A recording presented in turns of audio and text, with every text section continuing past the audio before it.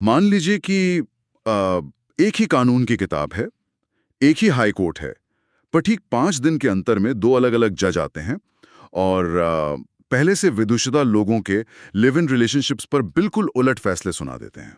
हाँ, ये सच में काफी अ, अजीब स्थिति है। वही तो, एक बेंच कहती है कि ये कानून का अपमान है और दूसरे पार्टनर के अधिकारों का हनन है, जबकि दूसरी बेंच कहती है कि नहीं, ये दो वयस्क यानी अडल्ट लोगों की अपनी आज़ादी है और इसमें कोई अपराध नहीं है।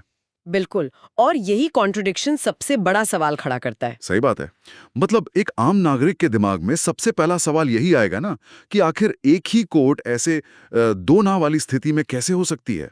क्योंकि देखिए आमतौर पर जब किसी मेडिकल डायग्नोसिस की बात होती है तो वहाँ चीजें बहुत स्पष्ट होती हैं, हाँ, वहाँ ब्लैक एंड व्हाइट होता है सब। आप दिखाई देती है और डॉक्टर बस उस तरफ इशारा करके कहता है कि यहाँ दिक्कत है, हम्म, या तो हड्डी टूटी है या नहीं टूटी है। सही कहा।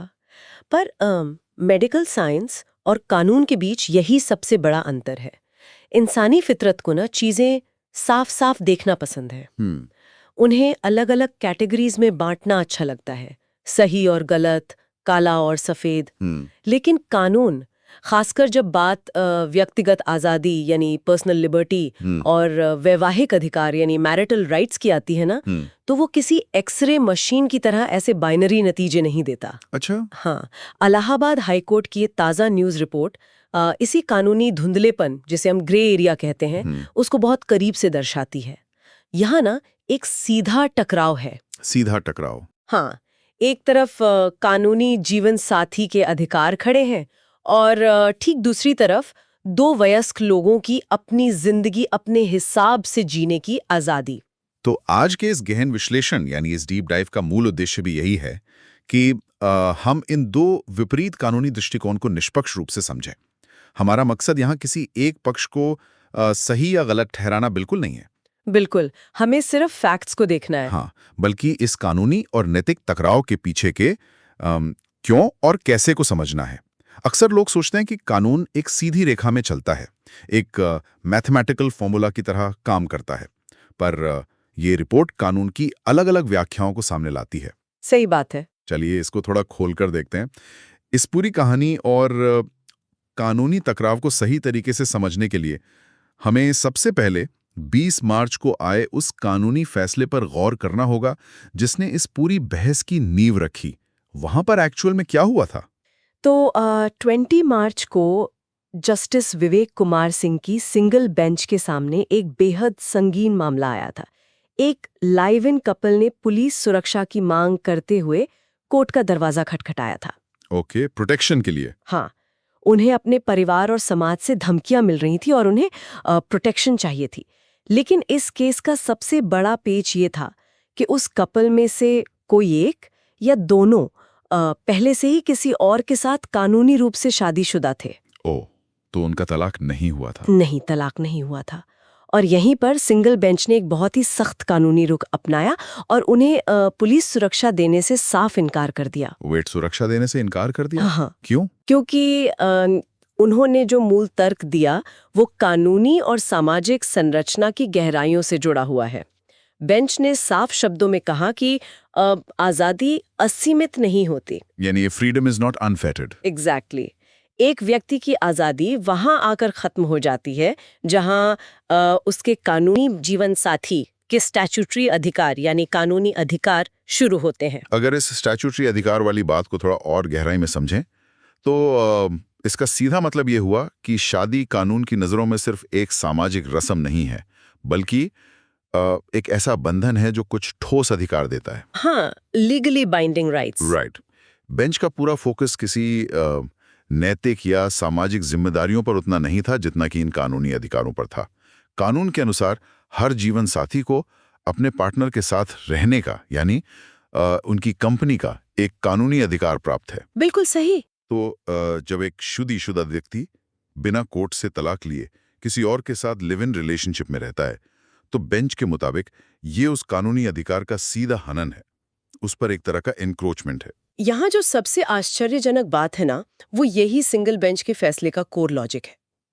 जब कोई व्यक्ति शादी करता है तो कानून उस व्यक्ति और उसके जीवन साथी दोनों को एक दूसरे की कंपेनियनशिप का अधिकार देता है। अगर कोई एक पार्टनर इस रिश्ते से बाहर निकलकर किसी और के साथ रहने लगता है और उसने अभी तक लीगली तलाक नहीं लिया है, तो वो पुराने पार्टनर के उस कंपेनियनशिप वाले कानूनी अधिकार को कुचल रहा है।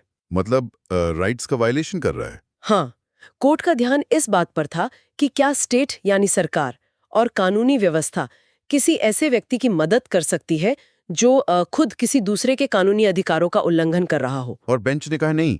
बिल्कुल, सिंगल बेंच का जवाब था नहीं। उनके अनुसार जब तक कानूनी रूप से तलाक नहीं मिलता, तब तक दूसरे पार्टनर के अधिकार प्रभावी रहते हैं और उनका अतिक्रमण नहीं किया जा सकता। इस पूरी स्थिति को अगर हम एक व्यावहारिक उदाहरण से समझने की कोशिश करें, मान लीजिए कि किसी व्यक्ति ने किसी एक कंपनी के साथ एक exclusive legal business contract sign किया हुआ है ओके। कि वो सिर्फ उन्हीं के साथ काम करेगा। तो क्या वो व्यक्ति उस पुराने कॉन्ट्रैक्ट को लीगली खत्म किए बिना किसी दूसरी कंपनी के साथ नया एक्सक्लूसिव कॉन्ट्रैक्ट शुरू कर सकता है? नहीं कर सकता। वही ना, क्या ये टेक्निकली कानून तोड़ना नहीं हुआ? क्योंकि उसने पहले वाले कॉन्ट्रैक्ट की शर्तों को वायलेट किया है। उस एक्सक्लूसिव एग्रीमेंट का वजूद तो अभी भी है ना, क्योंकि पेपर पर उसे रद्द नहीं किया गया है। ये एनालॉजी काफी हद तक सही है, लेकिन इस एक्सक्लूसिव कॉन्ट्रैक्ट वाली एनालॉजी में एक और पेच है जिसे समझना जरूरी है। वो क्या? अच्छा, कानूनी नजर से सिंगल बेंच ने इस स्थिति को उसी स्टेट रेगुलेटेड एक्सक्लूसिव कॉन्ट्रैक्ट की तरह ही देखा। उनका कंक्लूजन बहुत साफ था कि अगर किसी को भी किसी और पार्टनर के साथ लिव इन में रहना है, तो सबसे पहले एक कॉम्पिटेंट कोर्ट से अपनी पहली शादी का तलाक लेना होगा। मतलब पेपर पे क्लियर करना होगा पहले। हाँ, उन अधिकारों को इग्नोर करके, उन्हें नजरअंदाज करके स्टेट से प्रोटेक्शन मांगना कोर्ट की नजर में गलत था। इसलिए उन्होंने प्रोटेक्शन देने से इनकार कर दिया। यहाँ के मुद्दा सच में दिलचस्प हो जाता है, क्योंकि अब ऐसा लगता है कि कानूनी स्थिति बिल्कुल साफ है। फॉर्मूला क्लियर लगता है कि तलाक के बिना लिव इन कानूनी रूप से मान्य नहीं है, स्टेट इसमें मदद नहीं करेगा। राइट। लेकिन कहानी यहाँ खत्म नहीं होती। ठीक 5 दिन बाद यानी 25 मार्च को इलाहाबाद हाईकोर्ट के ही डिवीजन बेंच ने, जिसमें जस्टिसेस जे मुनीर और तरुण सक्सेना शामिल थे, एक बिल्कुल ही अलग नजरिया पेश किया। ऐसा क्यों हुआ? क्योंकि डिवीजन बेंच ने कानून को एक बिल्कुल अलग लेंस से देखा। उन्होंने एक ऐसी ऑब्जर्वेशन दी जिसने पिछले फैसले की बुनियाद को एक तरह से पलट कर रख दिया। उन्होंने साफ कहा कि एक शुद्धिशुदा आदमी का किसी दूसरे वयस्क के साथ कंसेंशुअल लिव इन रिलेशनशिप में रहना, यानी सहमति से रहना, हाँ सहमति से रहना, कोई अपराध यानी क्राइम नहीं है। Wait really? उन्होंने इसको क्राइम मानने से इनकार कर दिया? डायरेक्टली। बिल्कुल। सबसे बड़ा फर्क ये था कि इस बेंच ने कानून और नैतिकता यानी लॉ एंड मोरालिटी को एक दूसरे से बिल्कुल अलग रखने की बात कही। उनका कहना था कि अगर कानून की किसी विशेष धारा के तहत कोई एक्सप्लिसिट अपराध नहीं हुआ है, तो समाज की राय या सामाजिक आपत्तियों के आधार पर कानूनी कार्रवाई या रोक टोक नहीं की जा सकती। अच्छा। उन्होंने right to freedom and personal liberty को सबसे ऊपर रखा। उनके अनुसार शादी के बंधन के बाहर किसी के साथ रहना समाज की नजरों में अनैतिक हो सकता है, गलत हो सकता है, पर क्या ये इंडियन पीनल कोड के तहत एक जुर्म है? जवाब है नहीं। पर एक सेकंड, यहाँ एक बहुत बड़ा कॉन्ट्रडिक्शन सामने आता है। अगर सिंगल बेंच ये मानती है कि पुराने जीवन साथी के स्टैट्यूटरी राइट्स का हनन हुआ है, जैसे कि हमने उस बिजनेस कॉन्ट्रैक्ट वाले उदाहरण में देखा कि कॉन्ट्रैक्ट टूटा है, हाँ, तो क्या वो अपने आप में एक कानूनी अपराध नहीं है? एक अधिकार छीनना अपराध क्यों नहीं है? डिवीजन बेंच इस पूरी स्थिति को सिर्फ नैतिकता कहकर कैसे दरकिनार कर सकती है? ये बहुत ही वैलिड पॉइंट है। क्योंकि आम नागरिक की नजर में तो कानून तोड़ना अपराध ही होता है, चाहे वो कोई भी कानून हो। अगर हम इसको बड़े पैमाने पर देखें ना, तो कानूनी धरातल पर यही मुद्दा सबसे ज्यादा उलझा हुआ है और इसी को हमें गहराई से समझना होगा। डिवीजन बेंच का जो पूरा ध्यान है वो क्रिमिनल वर्सेस सिविल मामले पर है। ओके, सिविल और क्रिमिनल का डिफरेंस। एग्जैक्टली। इसे ऐसे समझिए कि जीवन साथी के अधिकारों का हनन होना, जैसे उन्हें अपनी कंपनी ना देना, ये कानूनी भाषा में एक सिविल मुद्दा है। ये मैरिज एक्ट के तहत एक सिविल रॉन्ग है। सिविल रॉन्ग है, राइट? हाँ, ये तलाक लेने का एक बड़ा आधार बन सकता है।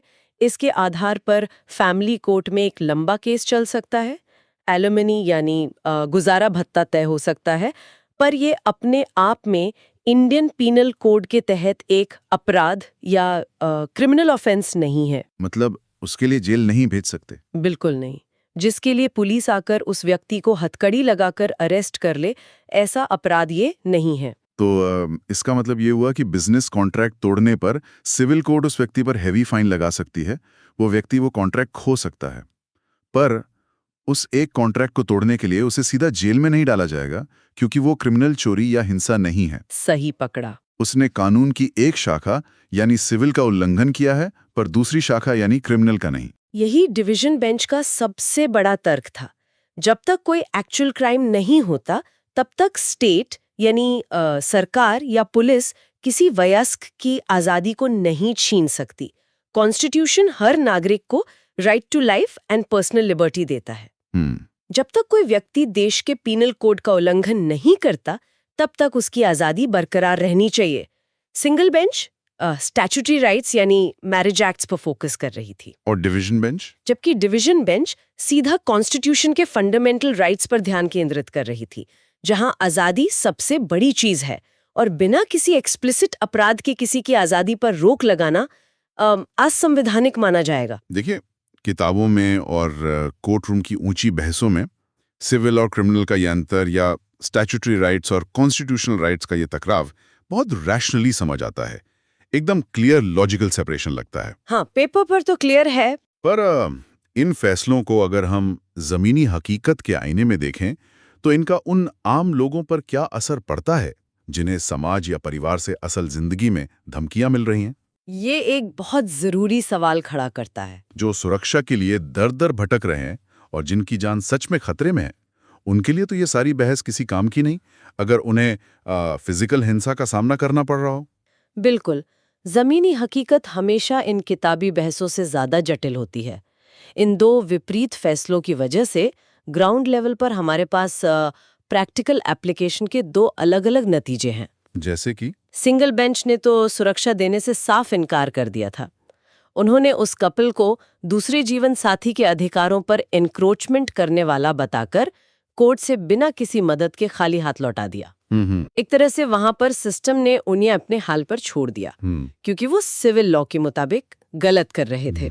और ठीक दूसरी तरफ डिवीजन बेंच ने इम्प्लिसिटली इशारा किया कि अगर क्रिमिनल कानून नहीं टूटा है तो आजादी की रक्षा होनी चाहिए, और सबसे जरूरी बात, उन्होंने इन कपल्स को एक कॉन्क्रीट समाधान भी दिया। हाँ, एक ऑल्टरनेट रास्ता दिया। उन्होंने नोट किया कि अगर ऐसे कपल्स पर सच में हिंसा यानी एक्चुअल वायलेंस का खतरा मंडरा रहा है तो उनके पास पूरा अधिकार है कि वो एक डिटेल्ड रिप्रेजेंटेशन के साथ सीनियर सुपरिंटेंडेंट ऑफ पुलिस यानी एसएसपी के पास जाएं और सुरक्षा की गुहार लगाएं। राइट। कोर्ट ने सीधे खुद इंटरवीन नहीं किया, पर उन्होंने एक रास्ता जरूर दिखाया। एसएसपी वाला ये विकल्प एक बहुत ही महत्वपूर्ण ब्रिज है।